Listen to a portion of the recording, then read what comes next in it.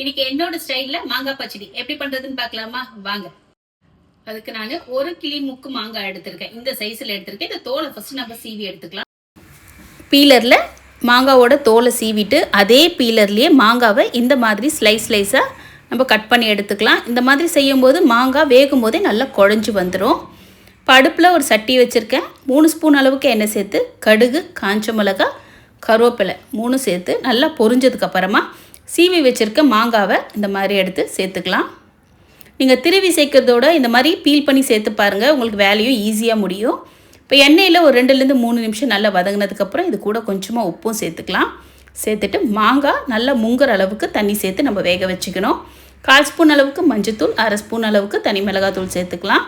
சேர்த்துட்டு ஒரு வாட்டி மிக்ஸ் பண்ணிவிட்டு லிட்டு போட்டு க்ளோஸ் பண்ணி மாங்காய் நல்லா குழைவாக வேகிற அளவுக்கு வேக வச்சு எடுத்துக்கலாம். இப்போ மாங்காய் நல்லா குழைவாக வெந்து வந்திருக்கு. இப்போ இது கூட நம்ம வெல்லம் சேர்த்துக்க போகிறோம். நான் எடுத்திருந்த மாங்காய் அளவுக்கு 1/4 கிலோ அளவுக்கு வெல்லம் சேர்த்துக்க போகிறேன். வெல்லத்தை நல்லா நான் பொடி பண்ணி வச்சுருக்கேன். உங்களுக்கு இனிப்பு கம்மியாக வேணும்னா ஒரு 200 கிராம் அளவுக்கு வெல்லம் சேர்த்துக்கலாம்.